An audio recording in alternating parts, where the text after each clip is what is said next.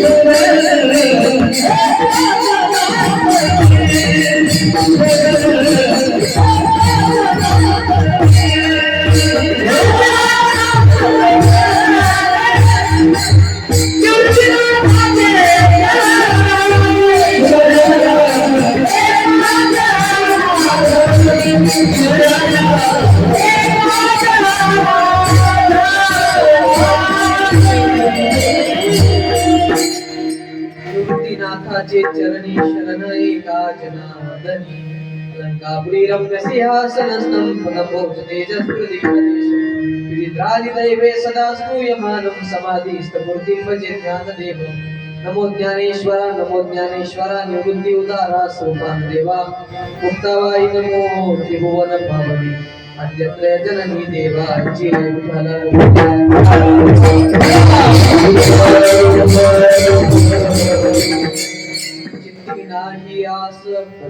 चित्ती नाही आस त्याचा पांडुरंग दास असे भक्ताची घडी कामेन सांगता करी अनाथांचा बंधू अंगी असे हास बंधू असे भक्ताची घडी कामेन सांगता करी तुका मने भावे देवा संता राबवावे असे भक्ताची घडी कामेन सांगता करी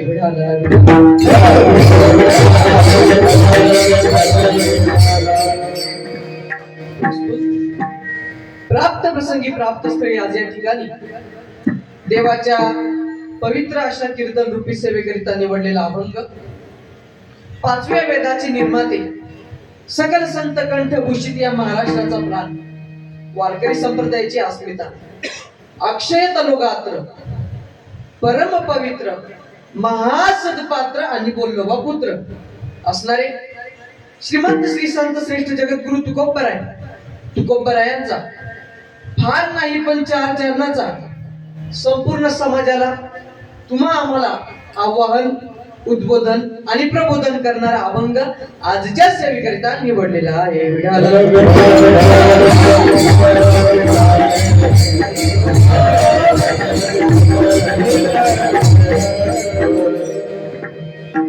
कीर्तनाला सुरुवात करण्यापूर्वी अल्पहासा परिहार देणं गरजेचं आहे आणि ते वक्त्याचं कर्तव्य आहे. अल्पहासा परिहार द्यायचा तो असा की प्रभू श्री रामचंद्रांच्या पदस्पर्शाने व निवृत्तीनाथ दादांच्या कृपा आशीर्वादाने राष्ट्रसंत श्री जनार्दन स्वामींच्या कृपा आशीर्वादाने पावन झालेल्या आपल्या या नाशिक भूमीतील श्री क्षेत्र चांदशी आपल्या चांदशी गावामध्ये गेल्या 28 वर्षांपासून अखंड हरिनाम सप्ताह मोठ्या उत्साहात आनंदाने प्रेमाने संपन्न होत असतो.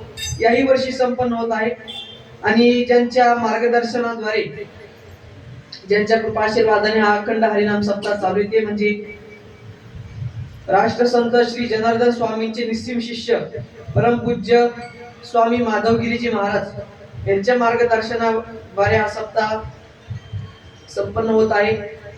आणि आता बऱ्याच ठिकाणी आम्ही बघतो की 2-3 वर्ष सप्ताह मोठ्या प्रेमाने उत्साहात आनंदात साजरे करतात, संपन्न करतात, पण मग पुन्हा त्या सप्त्याला खंडन पडतं. पण आपल्या चांदशी गावामध्ये आमचे दौलत नाना पाटील, बाबांना सहकार्य करणारे संपूर्ण गावकरी मंडळी, ज्येष्ठ श्रेष्ठ तरुण वर्ग सर्वांच्यामुळे गेल्या 28 वर्षांपासून अखंड हरिनाम सप्ताह चालू आहे. कुठल्याही प्रकारचं खंडन या सप्त्यामध्ये पडलेलं नाही. म्हणून तुम्हाला सर्वांनाच मी धन्यवाद देतो. आणि आजची दुसऱ्या दिवसाची सेवा माझ्यासारख्या एका छोट्याशा पामराच्या वाटेला आलेली आहे. आणि ज्यांच्या माध्यमातून ही सेवा माझ्या वाटेला आली ते म्हणजे आमचे बाबा हरिभक्तपरायण दौलत महाराज पाटील. बाबांच्या माध्यमातून इथे येण्याचा योग आला. बाबांना मी मनापासून धन्यवाद देतो. आणि हे एकमेव अशी व्यक्ती की सप्त्याची परिपत्रक डायरेक्ट घरी घेऊन आली. आता आम्ही तर कीर्तनाला येणार होतोच, त्यांनी आम्हाला फोन केलेला होता की महाराज तुमची दुसऱ्या दिवसाची सेवा आहे, आम्ही कीर्तनाला येणार होतोच, पण तरी सुद्धा ते घरापर्यंत आमंत्रण द्यायला आले. म्हणून बाबांना पुनश्च एकदा धन्यवाद देतो. सर्व गावकरी, ज्येष्ठ श्रेष्ठ सर्वांना धन्यवाद देतो. आणि आजचे जे अन्नदाते होते, जे कैलास बाबा, बरोबर ना, कैलास बाबा गायकर, त्यांनाही धन्यवाद देतो. 7ही दिवसाची सेवेकरी अन्नदाते सर्वांना धन्यवाद देतो. सर्व आणि आई वडिलांच्या चरणावरती नतमस्तक होतो. पंढरीश पांडुरंग परमात्म्याच्या चरणावरती नतमस्तक होतो. तिथे मृदुंगाला साथ करणारे माझे नाना हरिभक्तपरायण सतीशजी महाराज बोराडे या ठिकाणी उपस्थित, नानांनाही धन्यवाद देतो. हार्मोनियमची साथ करण्यासाठी ते माझे काका हरिभक्तपरायण सुधीर महाराज बोराडे या ठिकाणी उपस्थित, त्यांनाही मनापासून धन्यवाद देतो. आणि मृदुंगाला साथ करणारे हरिभक्तपरायण प्रसाद महाराज या ठिकाणी उपस्थित, महाराजांनाही धन्यवाद देतो. रंगनाथ महाराज या ठिकाणी गायनाला सुंदर अशी साथ करण्यासाठी रंगनाथ महाराज उपस्थित, त्यांनाही मनापासून धन्यवाद देतो. योगेश महाराजही या ठिकाणी उपस्थित, त्यांनाही मनापासून धन्यवाद देतो. विश्वनाथ महाराज या ठिकाणी उपस्थित आहे. शंकर महाराज या ठिकाणी उपस्थित, त्यांनाही मनापासून धन्यवाद देतो. तसेच माझे आजोबा जे मला नेहमी मार्गदर्शन करतात, ते या ठिकाणी गायनाला साथ करण्यासाठी उपस्थित आहे. हरिभक्तपरायण राजाराम महाराज बोराडे, बाबांनाही धन्यवाद देतो. माझे वडील हरिभक्तपरायण पंकज महाराज बोराडे तेही या ठिकाणी उपस्थित, त्यांनाही मनापासून धन्यवाद देतो. आणि मातोरीवरून आलेले माझे आजोबा हरिभक्तपरायण अशोक महाराज आपसुंदे, बाबाही या ठिकाणी उपस्थित आहे, बाबांनाही मनापासून धन्यवाद देतो. बाबा आलेले, त्यांनाही मनापासून धन्यवाद देतो. माझे छोटे बंधू हरिभक्तपरायण स्वराज महाराज बोराडे हेही या ठिकाणी उपस्थित आहे, सर्वांनाच धन्यवाद देतो. आता बरं, काहींची नावं मला माहिती आहे, काहींची नावं नाही माहिती. या ठिकाणी चोपदार बाबा उपस्थित आहे, त्यांनाही मनापासून धन्यवाद देतो.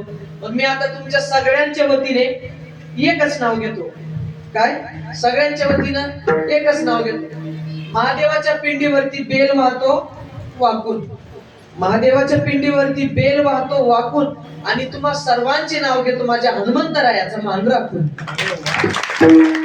सर्वांना धन्यवाद देतो. सर्वांच्या चरणावरती नतमस्तक होतो. पंढरीश पांडुरंग परमात्म्याच्या चरणावरती नतमस्तक होतो. आई वडिलांच्या चरणावरती नतमस्तक होतो आणि सेवेला सुरुवात करतो. सेवेला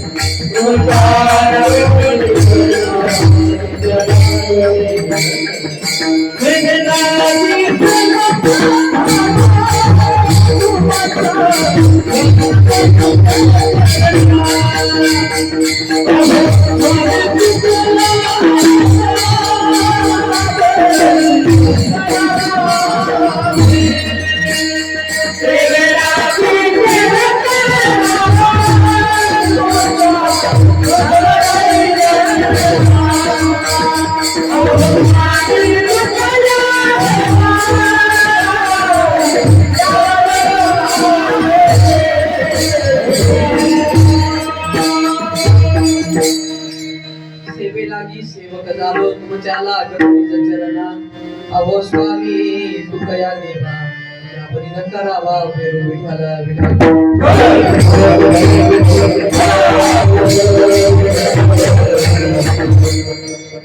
चित्ती नाही आस चित्ती नाही आस त्याचा पांडुरंग दास असे भक्ताची घरी कामेन सांगता करी अनाथांचा बंधू अंगी असे संबंधू असे भक्ताची घरी कामेन सांगता करी तुका मने भावे देवा सत्ता लाभवावे असे भक्ताची घरी कामेन सांगता करी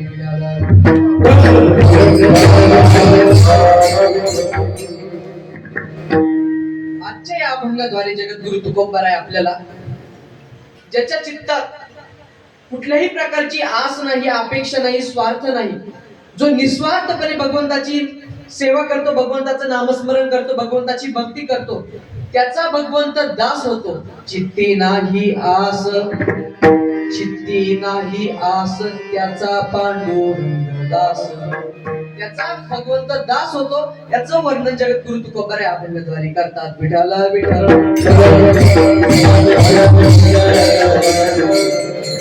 महाराज साधूने बोलावं आणि साधूचं आपण ऐकावं. लक्ष देऊन ऐका. साधूने बोलावं आणि साधूचं आपण ऐकावं याच्या पाठीमागे एक भलं मोठं कारण आहे. माझ्या तुकोबांच्या भाषेत साधू थोर जाना साधू थोर जाना कलियुगी. महाराज साधूला कालही किंमत होती, साधूला आजही किंमत आहे आणि साधूला उद्याही किंमत राहणार आहे.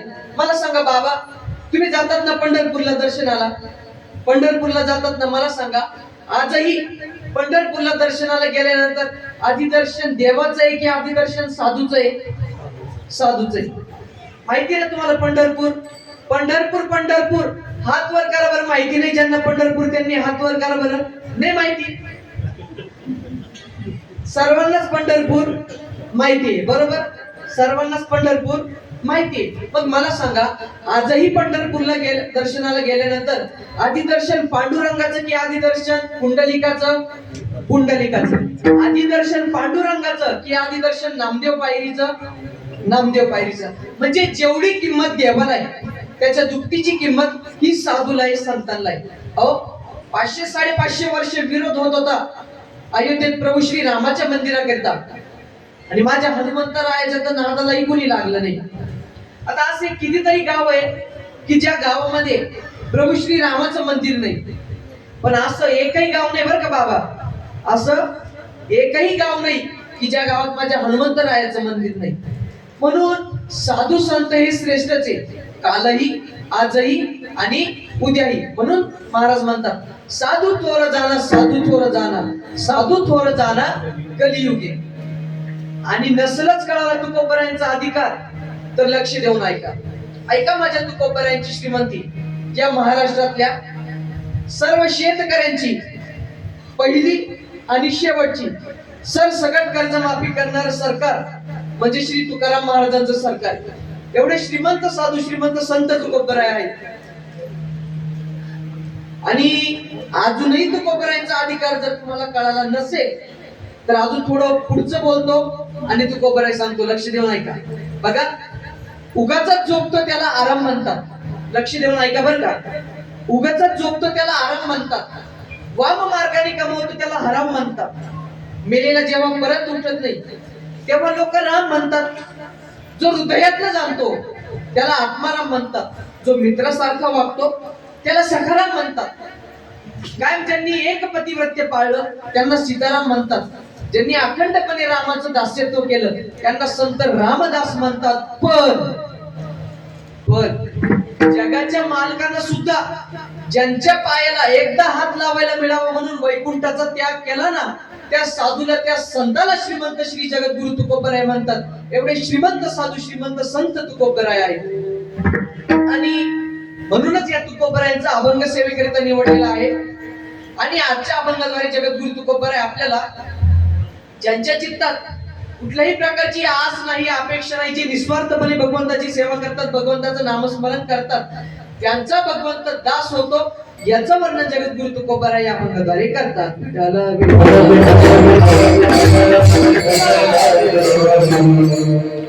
आमची आत्या गोदावरी ताई पाटील व मामा चैतन्य दादा पाटील हे या ठिकाणी उपस्थित आहे. आत्यालाही धन्यवाद देतो. विठाला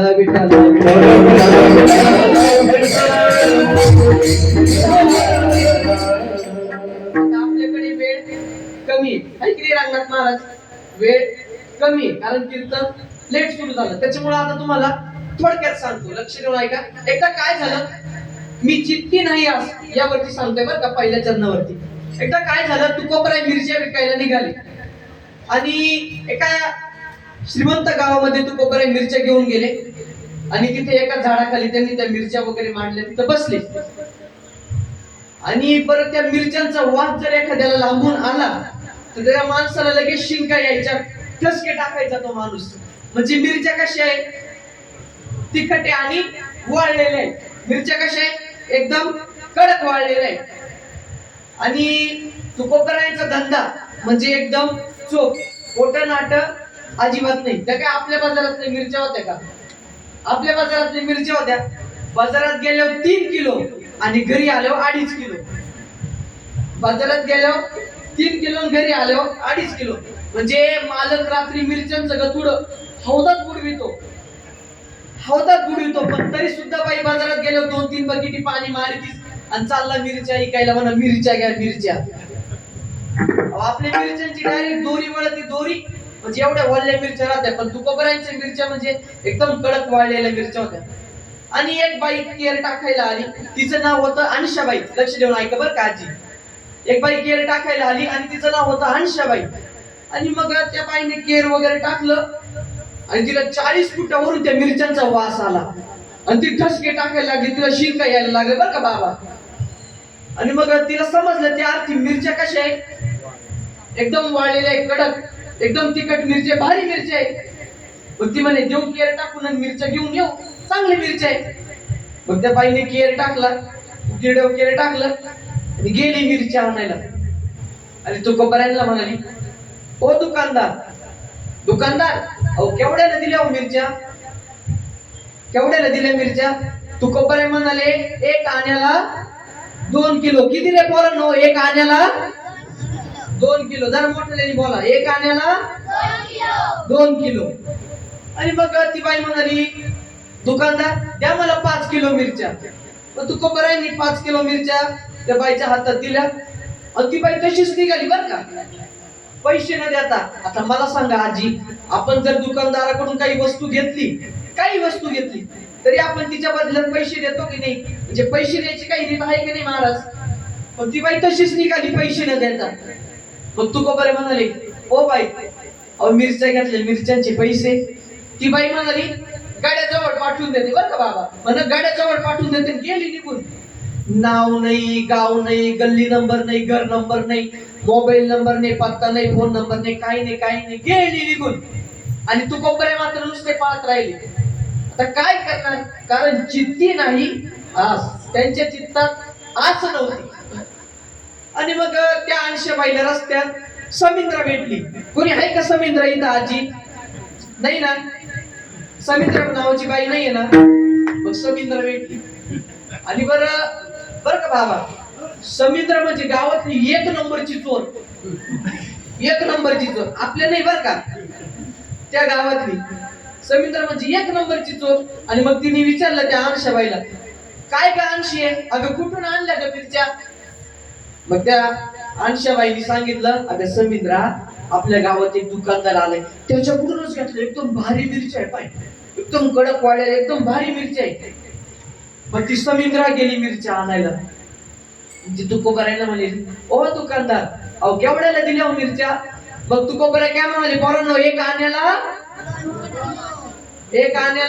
2 किलो, एक आण्याला 2 किलो. हा. मग ती बाई म्हणाली, द्या मला 15 किलो मिरच्या. आता हिला काय एवढ्या 15 किलो मिरच्यांचा धूर घालायचा होता का काय करायचं होतं. आता शेवटी ती कोण होती, चोर. कोण होती, चोर. म्हणजे द्या मला 15 किलो मिरच्या. मग तुकोबरायांनी 15 किलो मिरच्या त्या बाईच्या हातात दिल्या. ती सुद्धा तशीच निघाली बरं का. पैसे न देता. मग तुकोबराय म्हणाले, हो बाई, अहो मिरच्या घेतल्या, मिरच्यांचे पैसे. ती बाई म्हणाली, गाड्या जवळ पाठवून देते आणि हिचाच नवरा दुसऱ्याच्या हाताखालचं गडी. काय? गाड्या जवळ पाठवून देते, हिचाच नवरा दुसऱ्याच्या हाताखालचं गडी. गेली निघून. तुकोबराय मात्र नुसते पाहत राहिले, कारण चित्ती नाही आस. आणि पुन्हा मग त्या समुद्रीला रस्त्यात तुळसा काकू भेटल्या. आता कोणी आहे का तुळसा काकू इथं? नाही ना. तुळसा काकू भेटल्या. त्या तुळसा काकूने विचारलं, काय का समिंद्रे, अगं कुठून आणल्या का मिरच्या? मग ती समिंद्र सांगायला लागली, अहो तुळसा काकू, आपल्या गावात एक दुकानदार आलाय, त्याच्याकडूनच घेतलं, एकदम भारी मिरच्या आहे बघा, एकदम कडक वाळलेल्या खणखणीत मिरच्या आहे. मग ती तुळसा काकू गेली मिरच्या आणायला.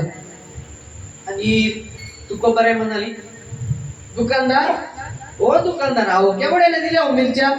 मग तुकोबराय म्हणाले, एक आण्याला 2 किलो, एक आण्याला 2 किलो. ती बाई म्हणाली, द्या मला 10 किलो मिरच्या.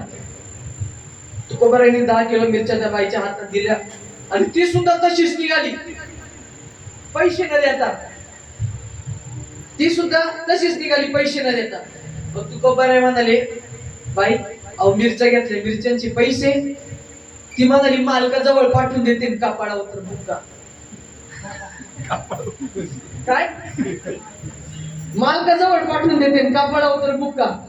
आता आपल्यासारखा दुकानदार जर तिथं असता ना बाबा, बरोबर का, आपल्यासारखा दुकानदार जर तिथं असता लगेच म्हणला असता, अहो बाई, कपाळावर तर बुक्का. मग मालक कोण? काय? मग मालक कोण? पण ते तुकोबराय होते. तुकोबराय शब्दाने देखील काही म्हटले नाही. ती बाई सुद्धा तशीच निघून गेली.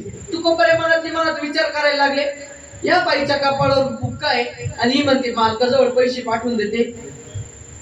दिला विषय सोडून, कारण चित्ती नाही आस. असं करता करता तुकोबरायांच्या सगळ्या मिरच्या संपल्या, पण 1 रुपयाचाही फायदा तुकोबरायांना झाला नाही. सांगण्याचं तात्पर्य इतकंच की ज्याचा व्यवहारही निष्पाप आहे, ज्याचा परमार्थही निष्पाप आहे, जो निस्वार्थपणे भगवंताची सेवा करतो, भगवंताचं नामस्मरण करतो, भगवंताची भक्ती करतो, त्याला म्हणायचं चित्ती नाही आस. अभंगाचे प्रथम चरण.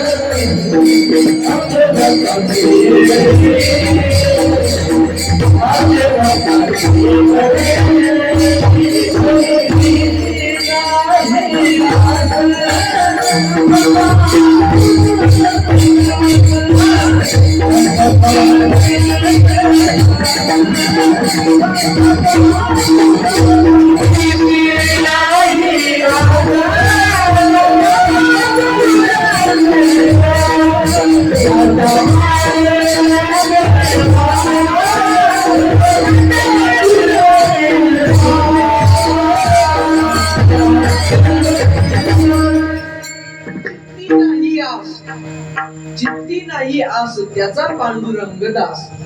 कोपऱ्या म्हणतात, जो निस्वार्थपणे भगवंताचं नामस्मरण करतो, भगवंताची सेवा करतो, त्याचा भगवंत दास होतो. महाराज, वारकरी संप्रदायात असे कितीतरी संत होऊन गेले की ज्यांनी निस्वार्थपणे भगवंताचं नामस्मरण केलं, भगवंताची सेवा केली, भगवंताची भक्ती केली, आणि मग देव सुद्धा त्यांच्या मदतीला आला, देव सुद्धा त्यांच्या मदतीला यायचा. असे भरपूर उदाहरण नाही, पण आता वेळेअभावी मी तुम्हाला फक्त नाथ बाबांचं उदाहरण देतो, नाथ बाबांचा दृष्टांत सांगतो, लक्ष देऊन ऐका. विठाला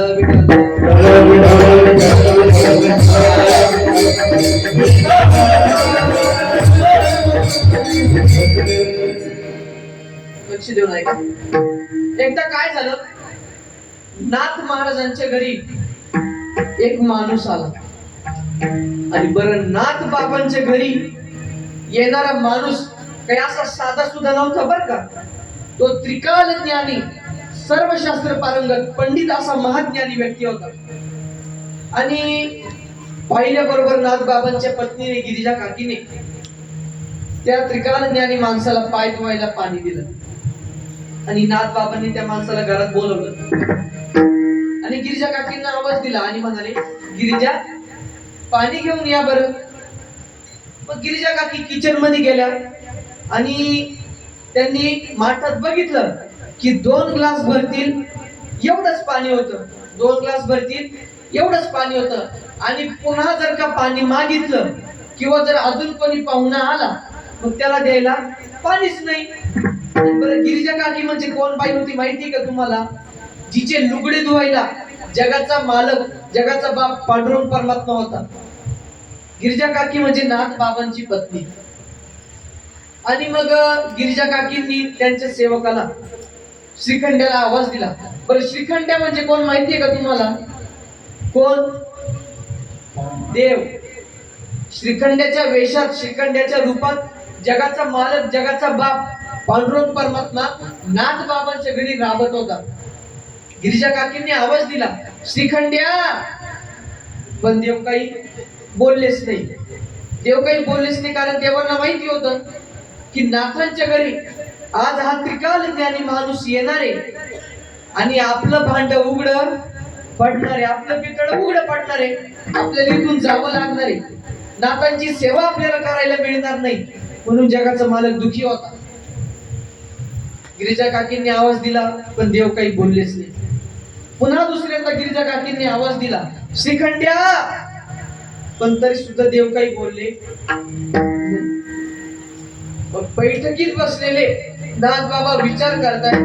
बैठकीत म्हणजे आपल्या भाषेत हॉल मध्ये, पुढे हॉल मध्ये बैठकीत बसलेले नाथ बाबा विचार करताय की एरवी इतर टायमाला श्री शब्दाचा उच्चार झाल्या झाल्या खंड्या शब्द म्हणायच्या आत हा आमच्या समोर हजर असतो, हजर असायचा. आणि आज तरीने 2दा आवाज दिला, श्रीखंड्या, श्रीखंड्या. पण हा नेमका गेलाय कुठे? आज नेमका गेलाय कुठे हा? पण पुन्हा 3ऱ्यांदा गिरिजा काकींनी आवाज दिला, श्रीखंड्या. देव म्हणाले, जी आई साहेब. आई साहेब म्हणत होते बरं का देव. गिरिजा काकींना आई साहेब म्हणत होते. अरे जरा इकडे ये. जी आई साहेब आलो. मग भगवान पांडुरंग परमात्मा म्हणजे श्रीखंड्या गिरिजा काकी जवळ आले आणि गिरिजा काकींनी विचारलं की श्रीखंड्या, अरे आज तर आपल्या घरी कोणी पाहुणे रावळे आले नाही, कोणी पाहुणे आले नाही, एकच माणूस आला पण तोही आता. मग घरातलं पाणी कसं काय संपलं? घरातलं पाणी कसं काय संपलं? मग देव मनातले मनात म्हटले, आज माझं पाप उदयाला आलं म्हणून पाणी संपलं. काय? आज माझं पाप उदयाला आलं म्हणून पाणी संपलं. गिरिजा काकी म्हणाले, श्रीखंड्या जरा पाणी घेऊन येतो का रे? जी आई साहेब. घेतली कावड आणि निघाले पाणी आणायला. बरं नाथ बाबांच्या घरी पाणी व्हायचं म्हणजे बनियान शर्ट खुटीला आटवायचं, धोतर वर खोचायचं आणि बिना चपला बुटाचं कडकडत्या उन्हात वाळवंटात पाणी आणायला जायचं. आणि भगवंत पाणी आणायला निघाले. आणि मला सांगा त्या काळातले रोड तरी कसे असतील, रस्ते तरी कसे असतील. पण नाही घातली चप्पल देवाने. अहो जरा कल्पना करा, पाय किती कोमल, त्याची तळवी किती कोमल असतील, किती रूपवान असेल, किती सुंदर असेल तो परमात्मा. राजससु कुमार मदनाचा पुतळा रवी शशिकळा लोपलिया पाहिलिया वेदनावी जीवे वशे जडुनी. कल्पना करा किती सुंदर असेल. रूप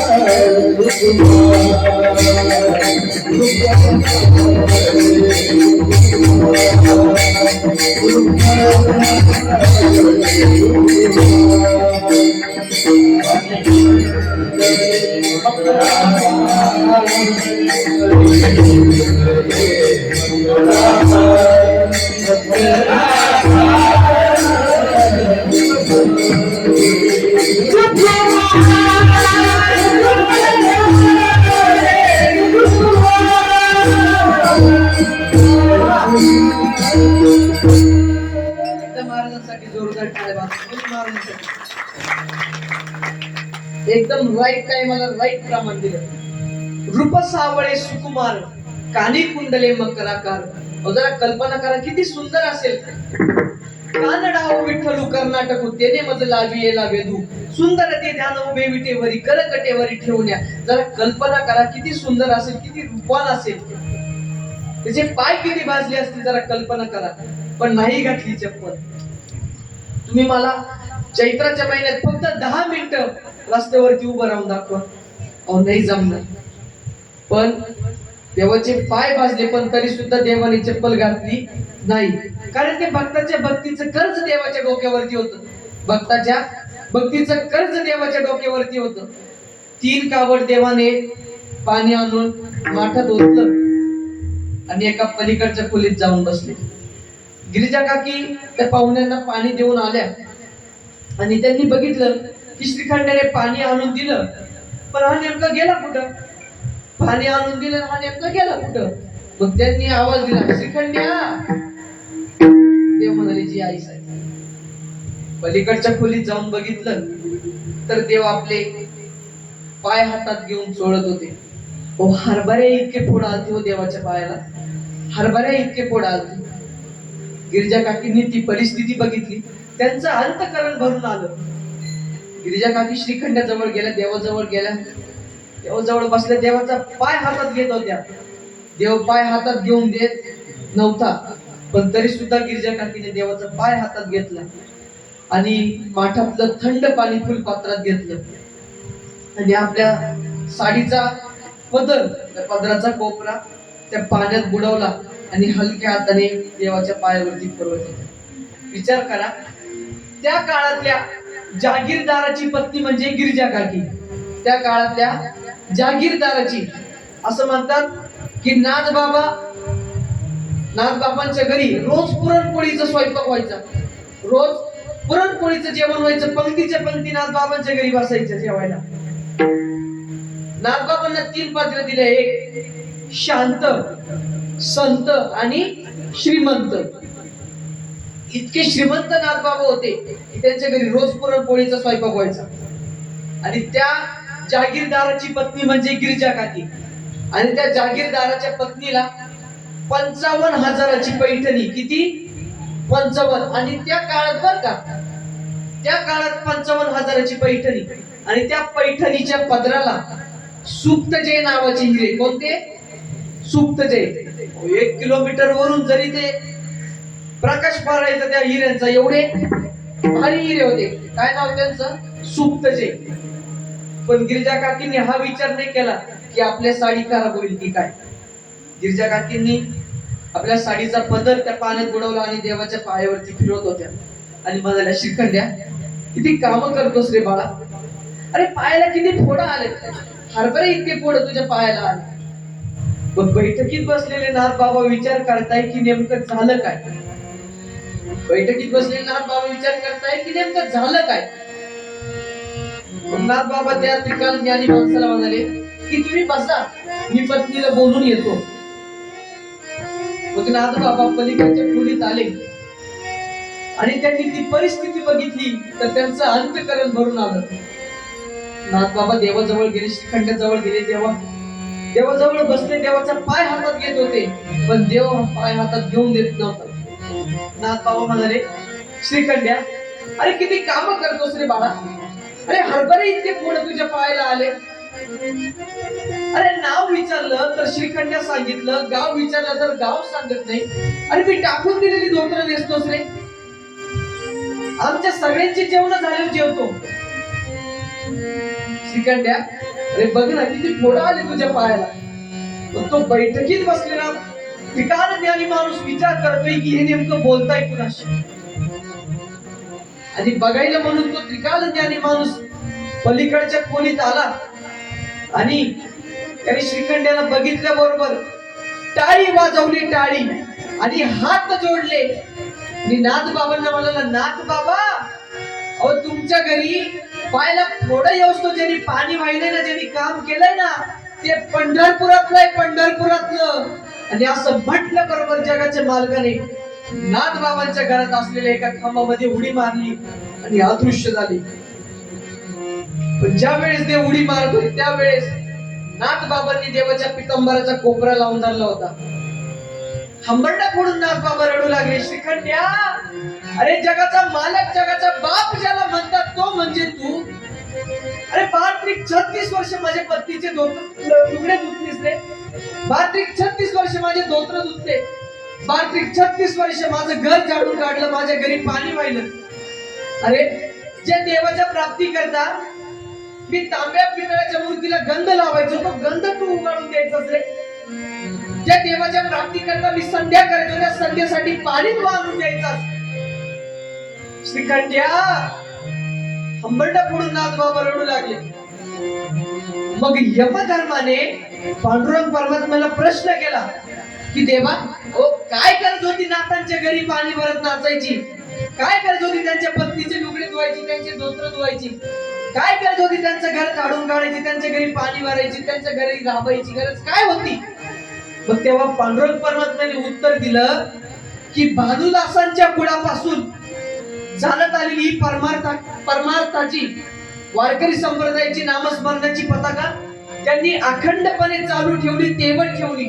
आणि अखंडपणे त्यांचं आयुष्य, अखंड आयुष्य त्यांनी निस्वार्थपणे, कुठलीही अपेक्षा न करता निस्वार्थपणे भगवंताच्या भक्तीत घालवलं, भगवंताच्या नामस्मरणात परमार्थात घालवलं. हे त्यांच्या भक्तीचं कर्ज माझ्या डोक्यावर होतं. म्हणून 36 वर्ष त्यांच्या घरी मी त्यांना न सांगता काम केलं. अभंगाचे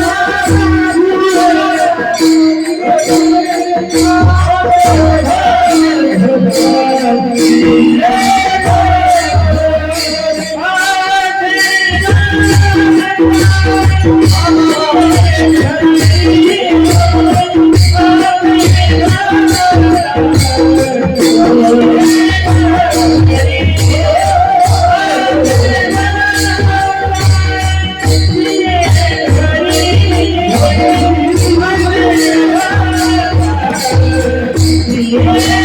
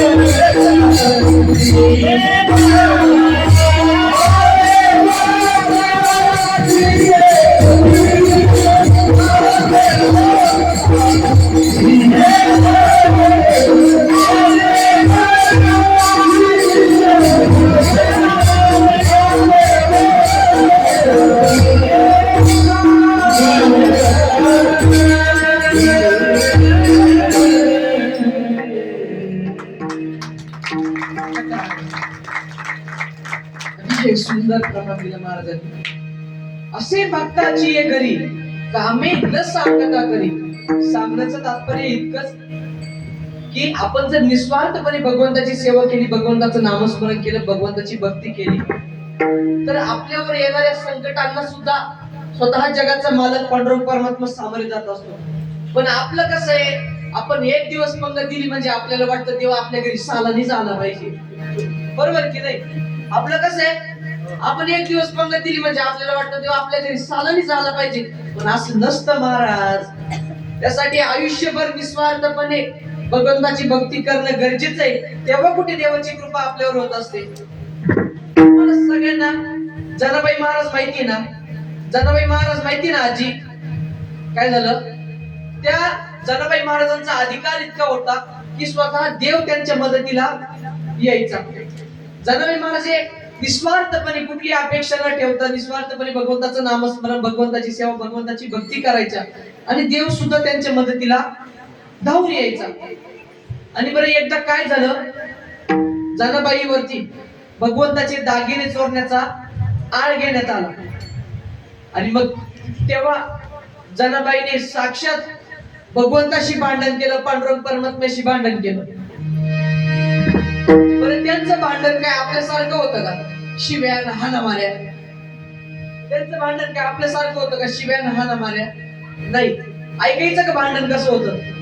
ऐकायचं बाबा, ऐकायचं का? धुंद झाला तुझा दरबार, धुंद झाला तुझा दरबार, धुंद झाला तुझा दरबार, धुंद झाला तुझा दरबार, धुंद झाला तुझा दरबार, धुंद झाला तुझा दरबार, धुंद झाला तुझा दरबार, धुंद झाला तुझा दरबार, धुंद झाला तुझा दरबार, धुंद झाला तुझा दरबार, धुंद झाला तुझा दरबार,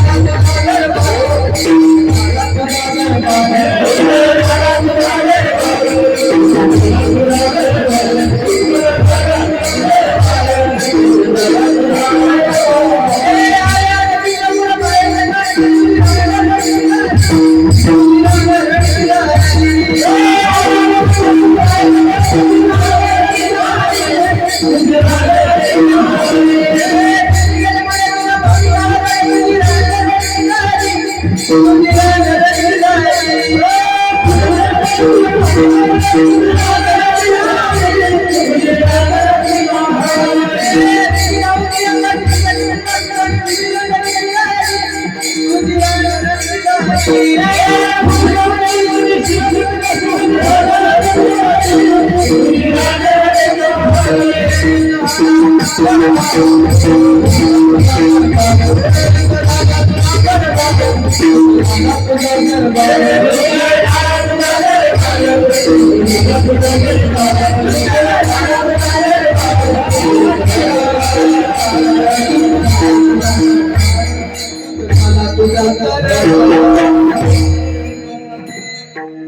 असं भांडण जनाबाई महाराजांचं.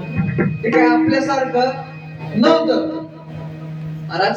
अहो, जनाबाई महाराज निस्वार्थपणे भगवंताची सेवा करायच्या, भगवंताचं नामस्मरण करायच्या, म्हणून त्यांना देवाशी भांडण्याचा अधिकार सुद्धा होता.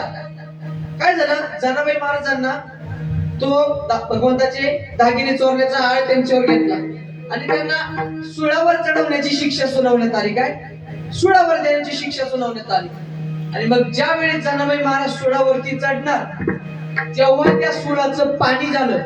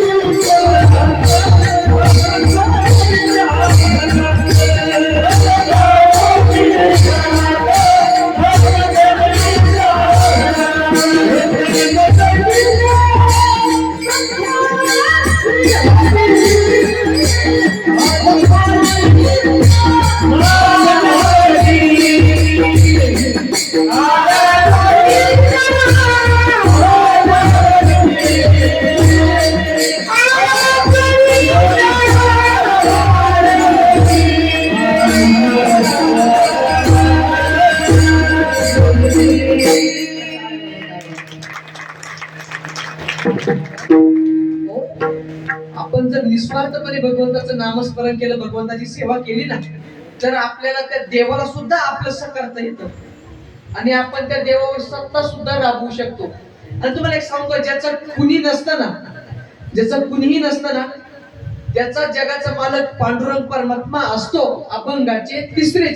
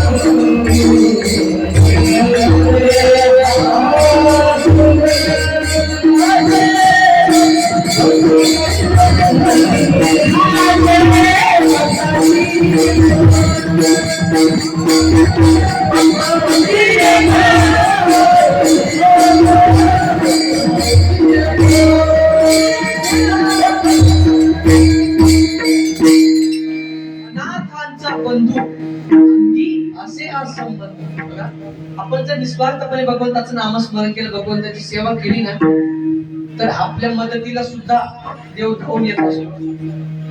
आणि जेवढं नामस्मरण, जेवढी भगवंताची भक्ती, जेवढी भगवंताची सेवा आपण इथे करू ना, तेवढं पुण्य आपल्याला आपला मृत्यू झाल्यानंतर काम येत असतं. कारण आपल्या सगळ्या गोष्टींना वारसदार आहे, प्रॉपर्टीला वारसदार आहे, बंगल्याला, गाडीला, सगळ्या गोष्टींना वारसदार आहे. पण पुण्य ही एकमेव अशी गोष्ट आहे जिची कुणी वारसदार नसतं, तिची आपण स्वतः मालक असतो. आणि इथं या माझ्या पांडुरंग परमात्म्याच्या दरबारात बसणाऱ्यांची एकही गोष्ट इथे वायाला जात नाही. माझ्याकडे यादी आहे, मी तुम्हाला यादीच देतो. इथे बसणाऱ्यांची, या धर्ममंडपात बसणाऱ्यांची एकही गोष्ट इथे वायाला जात नाही. बघा, तुळशीला घातलेलं पाणी, गाईला चाललेला घास, एखाद्या मंदिराला दिलेली देणगी, नामसप्ताहाला केलेली मदत, वारकऱ्याला केलेलं अन्नदान, आई वडिलांची केलेली सेवा, आणि कीर्तनात बसून केलेलं भगवंताचं नामस्मरण आणि हाताने वाजवलेली टाळी जगात कधीच वायाला जात नाही, हा वारकरी संप्रदायाचा इतिहास आहे. म्हणून आपण भगवंताचं नामस्मरण केलं पाहिजे. सर्वांनी हात वरती करा, सर्वांनी हात वरती करा. केले का? केले? तुम तुमली पंढरी धाग धाग धाग धाग तुम तुमली